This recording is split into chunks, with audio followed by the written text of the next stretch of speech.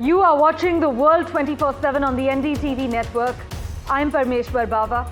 We've got an action-packed bulletin lined up for you. Let's begin with the top stories you need to know. India stands firm on POK. India's stern message to Pakistan on POK says that Pakistan must vacate illegally occupied territory. Israel said it targeted Hamas leader Mohammed Sinwar in a strike on a Gaza hospital as the region's attention was on Donald Trump's arrival in Saudi Arabia. Trump and MBS strike an arms deal. The US and Saudi Arabia have signed a $142 billion arms deal. As the US President Donald Trump said, Washington had no stronger partner than the Gulf nation. Mark Carney, Canada's newly elected Prime Minister, has appointed Anita Anand as the country's foreign minister as part of a cabinet reshuffle highlighting the growing presence and influence of the Indian diaspora in Canadian politics. Tom Cooper, an Austrian combat aviation analyst, in an exclusive interview to NDTV says India's retaliation to Pakistani aggression following Operation Sindoor was a clear-cut victory. In a first, a judge in the US allowed Trump to use the Alien Enemies Act to deport Venezuelans. This as federal judges in at least 3 states have issued orders blocking deportations under the Alien Enemies Act.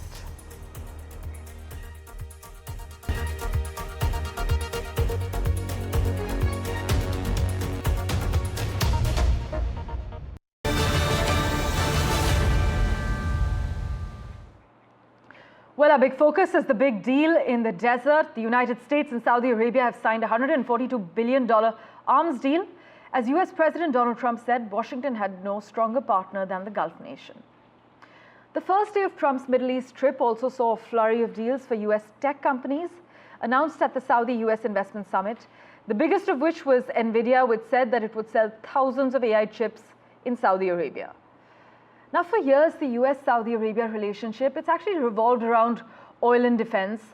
But this week's state visit by Donald Trump to Riyadh strongly signals a pivot to technology. This as the regions find common ground not in petroleum, but in rich wells of investment capital. Trump's visit included an aerial escort by Saudi F-16 planes, as we covered, and a ceremony in the opulent Saudi royal court.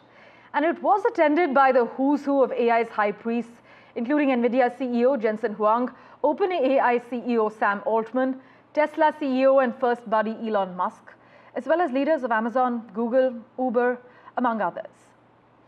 Trump has scored a symbolic victory at the summit when Riyadh's pledged to invest $1 trillion in the US. But that staggering number will test Trump and Saudi Crown Prince Mohammed bin Salman's ability to actually match their rhetoric with reality. But just listen in to some of the key highlights. My fervent hope, wish, and even my dream that Saudi Arabia will soon be joining the Abraham Accords. I think it'll be a tremendous tribute to your country, and it will be something that's really going to be very important for the future of the Middle East. I want to make a deal with Iran. If I can make a deal with Iran, I'll be very happy if we're going to make your region and the world a safer place. But if Iran's leadership rejects this olive branch and continues to attack their neighbors, then we will have no choice but to inflict massive, maximum pressure. Meanwhile, the US president also said that he would lift all sanctions on Syria to give them a chance at greatness, a major shift in Washington's policy towards Damascus. But Trump's announcement in Saudi Arabia, which he suggested was actually influenced by Istanbul and Riyadh, came a day before he's set to meet with Syrian President Ahmed al-Shara, a former rebel leader who helped topple Bashar al-Assad. Shara has been trying to woo Washington, reportedly telling a Trump ally that he wants a business deal and a Trump tower in Damascus. Meanwhile, Western governments have largely been reluctant to ease restrictions on Damascus before the new leadership meets certain humanitarian as well as political conditions. Listen in. I will be ordering the cessation of sanctions against Syria in order to give them a chance at greatness. Now it's their time to shine. It's their time to shine. We're taking them all off, and good luck, Syria. Show us something very special like they've done, frankly, in Saudi Arabia. Okay? They're going to show us something special. And for further clarity, joining us live from California at the moment, Dmitry Zeblin, geopolitical strategist. Thanks so much, Dmitry, for making time for us on NDTV. Let's actually start with the optics versus outcomes. Donald Trump has announced $600 billion in deals with Saudi Arabia, yet the numbers provided by the White House amount to about less than half. So how should this gap be interpreted geopolitically? And is this actually about perception management, or are we looking at a genuine shift in US-Saudi economic cooperation? Well, that's a great question. I mean, I think with a lot of these commitments and pledges, you can't really take it at face value. I mean, I know Mohammed bin Salman, the Crown Prince of Saudi Arabia, said the investments can go as high as potentially $1 trillion. However, having said that, we have to see how much that actually is going to materialize. You may have supportive industrial policy, for instance, in the US or any other country for that matter, that doesn't guarantee that the growth necessarily will follow. What is promising from the Trump perspective, though, is you have to look at the domains through which they are cooperating. So one is military. I think they signed a $143 billion military aid package, which the White House claims is the largest military aid package ever signed. I haven't double checked that yet. I'm not sure if that's true. Another area of collaboration we may see is through energy. Energy is a really big one. Obviously, the U.S. has repeatedly talked about energy dominance. Obviously, that has been one of the areas through which Saudi Arabia and the U.S. have cooperated, a sort of arms for oil kind of paradigm. And then thirdly, the other avenue, and we're seeing this certainly reflected in the private markets as well, is increasing U.S. Really Middle Eastern, not just Saudi-specific cooperation when it comes to data centers. And that's really the big one, is artificial intelligence. We may begin to see some export restrictions on some of NVIDIA's most advanced chips, their GPUs, like potentially the A100 and H100, potentially loosened to the extent that those loosened export controls would allow those chips to be exported to Saudi Arabia. And as part of their 2030 vision to diversify their economy away from oil, digitization is central to that strategy. So we may see more collaboration in that respect too, as along the technological front. So it's technological. It's in terms of energy, you may see more collaboration, and militarily. I would say those are the big three conduits because of how all of those actually intersect. They're all frontiers in the modern game of geopolitics around which supply chains are being politicized around. But Dmitry, as a strategist, when you look at this mix of defense, AI, space, even wildlife conservation deals, is this a coherent long-term alliance strategy or a collection of opportunistic partnerships wrapped in showmanship? I mean, I wouldn't say so, because you kind of have to follow where the money is going. And when you look at the capital that's being committed, you look at Stargate, which is, I think, being backed by SoftBank and is partnered with OpenAI to set up data centers, and not just the US in terms of setting up AI infrastructure, but also you're seeing that set up in other countries that are aligned with US interests. Now, the US and Saudi Arabia have not always seen eye to eye, obviously. There was a massive falling out between Biden and MBS after he labeled the Crown Prince, or rather, he wanted to make Saudi Arabia a pariah state. And of course, frosty relations there followed. So it's but even under those circumstances, we still saw Washington and Riyadh work hand in hand in a sort of bitter, albeit necessary marriage, you could say. Yeah. So I think that given the strategic implications of AI, both in a commercial context and with military applications, I think you're just going to see the basis of a lot of cooperation there. And it would further reinforce the commercial drive that seems to be behind a lot of Mr. Trump's policy proposals. Right. Meanwhile, if we just focus on the Defense Pact, well, Trump has called it the largest defense sales agreement in history. Dmitry, but how do you read this in the context of the current regional security architecture, particularly with Iran, the war in Gaza, and also the US troop presence in the Middle East? Yeah, absolutely. So something I've written about before, and it's no way an endorsement, is that there seems to be tension within the White House between Steve Witkoff and Trump himself.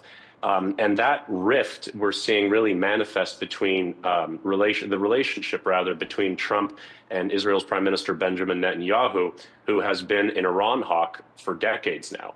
Now, if you were to look at the situation in Iran from an Israeli perspective, right, from a purely strategic one, again, this is not an endorsement of any kind, and this is something I actually wrote about a few months ago, that I believe that more likely than not, you will see an attempt at regime change between now and 2029 to the extent that you have three factors that make it ripe for regime change from likely the perspective of the Israelis, which is you have social instability in Iran. Most of the people there living in Iran do not like the current power structure in place. You have a lot of Iran's military assets that were decimated when we saw tensions escalate last year. And third one, although this one now is a little bit more precarious, is you saw hegemonic support. Now, Mr. Right. Trump, and was a surprise to me, has not actually been as hawkish on Iran as I was expecting. He seems to be more inclined to make a deal. To the extent that this falls in line with his more isolationist policy of not wanting to involve the U.S. in foreign wars, that makes sense. I think in terms of the broader security architecture, having that military package with Saudi Arabia is a way to sweeten the deal in order to have them join the Abraham Accords. Because Saudi Arabia stewards, let's not forget, Islam's two most holiest cities, Mecca and Medina. Yes. Having them recognize Israel formally would serve as a huge legitimizing force in the Middle East and could carry tremendous strategic value to Israel. But the Saudis know that, so they're not going to give it up easily. Right. So I think to that extent, if we do see Iran continue to try to enrich its uranium program past a certain threshold, at some point something's got to give, because a permanent stalemate is just simply not possible. At some point, something has to tip one way or another. Well, we'll be keeping a close eye on all the developments. Dimitri, as always, thanks so much for making time for us and joining us on NDTV. Thank you for having me. Great to be on. Meanwhile, a week after Operation Sindoor, the fragile truce between India and Pakistan appears to be holding. Cross-border explosions have ceased, drone sightings have stopped, and blackouts, they continued in some areas as a precaution, but signs of normalcy are beginning to return. Markets in certain border towns are slowly reopening and daily life is cautiously resuming. But while tensions remain just beneath the surface, the relative calm has brought some much-needed relief to residents along the border. In fact, Shiv has been tracking the latest for us on Ground Zero. He joins us live this morning with a quick update. Shiv, we're given to understand that Jammu and Kashmir is limping back to normalcy. We also know there's a cabinet meeting on the security situation that the Prime Minister is expected to chair. But take us through the latest from Ground Zero this morning. Good morning, Parmeshwar, and to all of our viewers. The 3 days without any major incident, we need to use our words carefully because there have been some drone sightings in some places in the last 3 days. But last night and yesterday was overall largely peaceful. There was nothing. The only major thing that happened here in Jammu and Kashmir, of course, was that big army encounter in the Shopian forest where 3 local terrorists were killed. That had nothing to do with the Pahalgam attack. Those terrorists are still out there more than 3 weeks later. But like you rightly said, I think the situation here in J&K is sort of crawling back to, once again, I hesitate to use the word normal because nothing is really normal in Srinagar. Living in tense times and unpredictable times is the normal here in Jammu and Kashmir. I can also tell you that as far as the border is concerned, the line of control is concerned, things continue to be, things have de-escalated, obviously. The mood is much calmer. There's no shelling, there's no firing, so there's that. But things are on a hair trigger. There's no getting around that. After what the Prime Minister said a day before yesterday in his speech to the nation, and after visiting the Adampur base yesterday morning, he's made it very, very clear that India is in a full reactive mode as far as Pakistan is concerned. The glare is on Pakistan, the pressure is on Pakistan, the prerogative is on Pakistan to ensure that it does not trigger India into a devastating reaction. So as normal as things seem right now in Jammu and Kashmir, to the extent that people are used to at least getting back to the rhythm of life, there will always be unpredictability around the corner thanks to our very volatile and precarious neighbor, considering that it still hasn't really demonstrated any crackdown on terror groups, etc.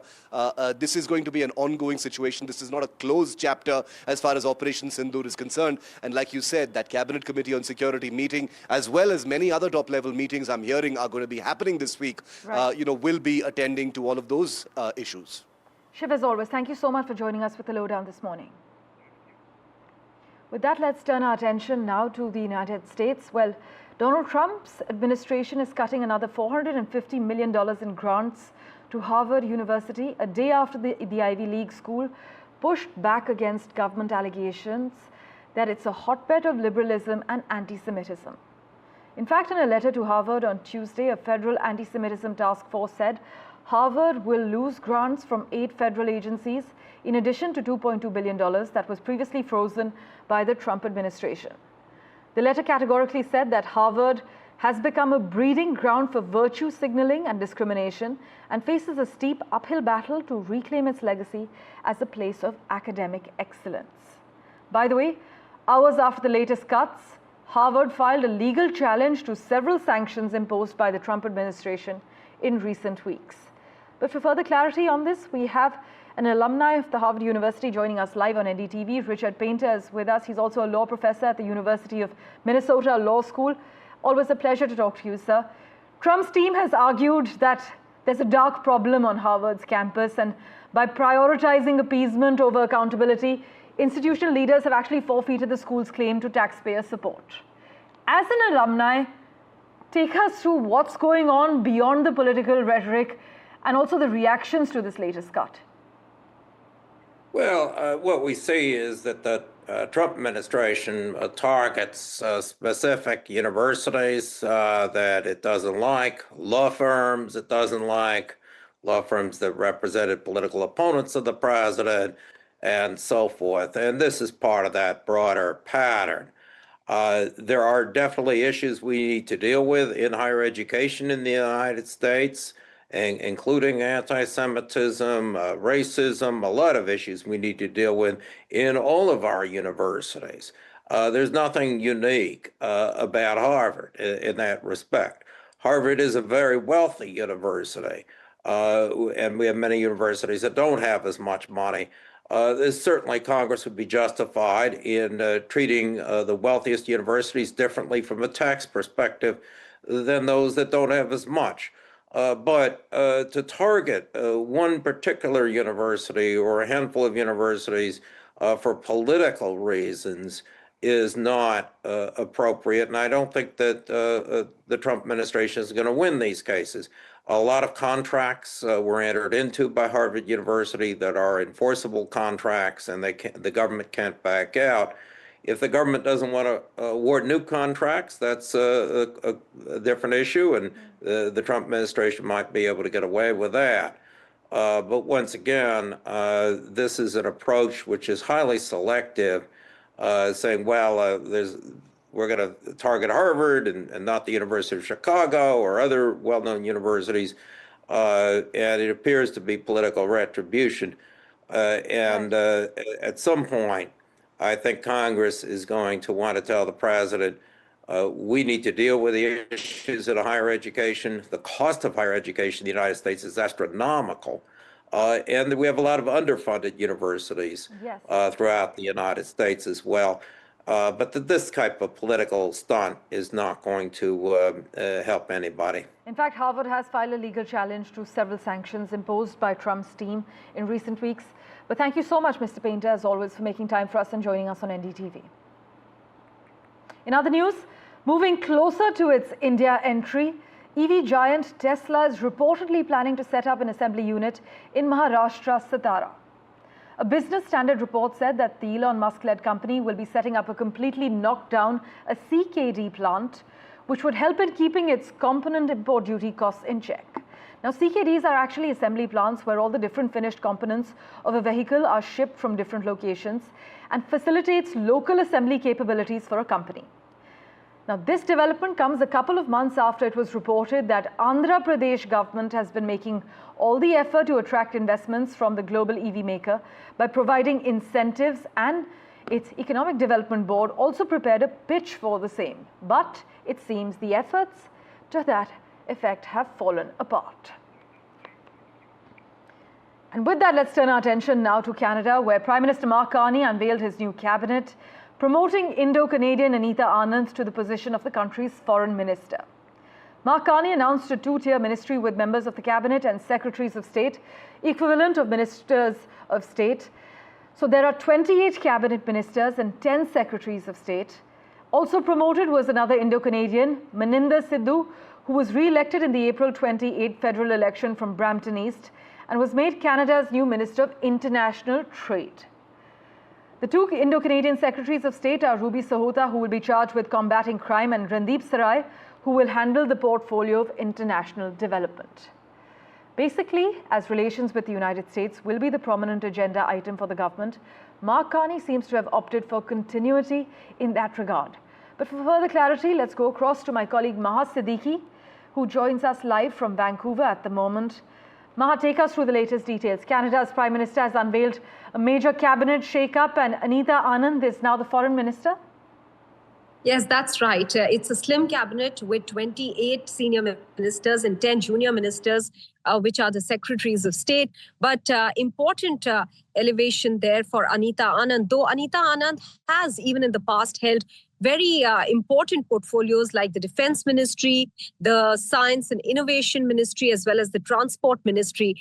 But this time around, the Foreign Ministry comes in as a very critical ministry for Canada at a time when there are geopolitical shifts, when its relationship with the United States has changed so dramatically that these portfolios become even more critical as Canada goes out and reaches out to other allies and partners.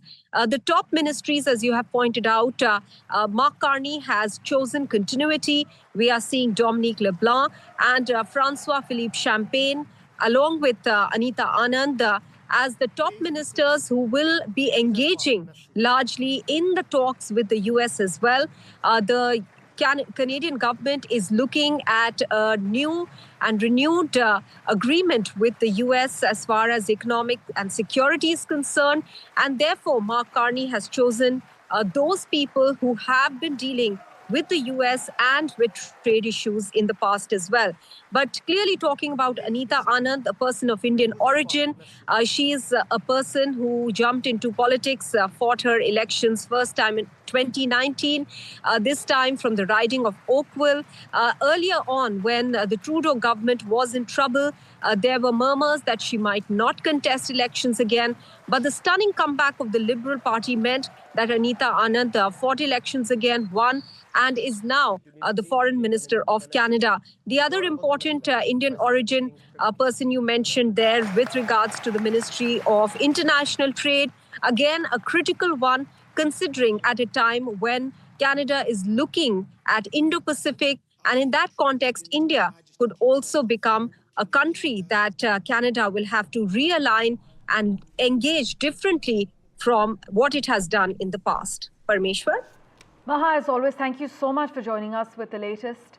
In fact, as Maha is reporting, Prime Minister Mark Carney has unveiled a major cabinet shake-up and named Anita Anand as Canada's Foreign Minister. We have a reaction from Ms. Anand. Listen in.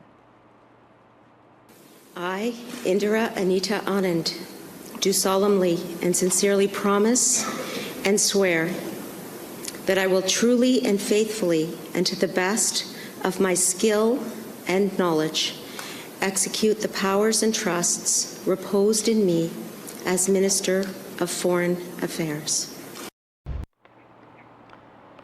Welcome back. Volodymyr Zelensky has doubled down on his promise to wait in Turkey on Thursday for face-to-face talks with Vladimir Putin, calling it a test of Russia's willingness to pursue peace. In fact, speaking to journalists in Kyiv, Zelensky had said he planned to wait for Putin alongside the Turkish president, Mr. Erdogan, adding that he would travel to Istanbul if Putin opted to hold the meeting there. Over the weekend, though, Putin proposed direct talks with Ukraine in Istanbul while dismissing demands by Kyiv and its allies to agree to an immediate ceasefire or face further sanctions. But Washington, meanwhile, has been pressing Ukraine to attend the talks in Turkey despite European calls for Russia to first agree to a month-long ceasefire. Just listen in to US President Donald Trump's remarks.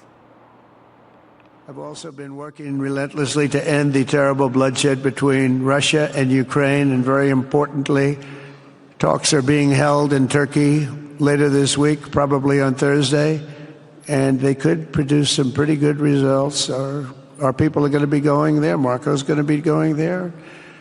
Others are going to be going, and we'll see if we can get it done. In other news, as Israel continues to enforce a blockade on 2 million Palestinians, hunger in Gaza could have a lasting impact on an entire generation. These are not my words. This is what the World Health Organization has warned. The IDF's military campaign against Hamas has left 500,000 people there facing starvation, with the situation particularly acute among children. The World Health Organization warning comes as Donald Trump arrives in Saudi Arabia for his 4-day tour of the Middle East and following the release of American-Israeli hostage Eden Alexander on Monday, but stern warning coming in from the WHO regarding the permanent impact of hunger and the hunger crisis on Gazans. And let's switch tracks now. Billionaire reality television star and entrepreneur Kim Kardashian told a Paris court that she thought she was going to be raped and killed in a 2016 incident in which she says she was robbed of more than $9 million in jewelry as 10 suspects faced trial for allegedly orchestrating the heist. Kim Kardashian's appearance in a Paris court is actually her first time facing the alleged robbers since she says she was held at gunpoint, bound with zip ties and gagged as men dressed as police officers robbed her of expensive jewelry during Paris Fashion Week back in 2016. And with that, let's get you a quick update from the French Riviera. Cannes 2025 kicked off in style with Quentin Tarantino opening the prestigious film festival with a surprise appearance, setting the tone for a star-studded celebration of cinema. So day one actually saw a dazzling red carpet appearance by Bella Hadid, as well as other international celebrities, making it a glamorous start of the festivities. Representing India, Payal Kapadia attended the festival as a jury member, while veteran Hollywood actor Robert De Niro was honored with the Palme d'Or. Thank you so much for investing your time and watching this edition of The World 24/7. As always, we'll keep tracking the latest for you. Do stay tuned.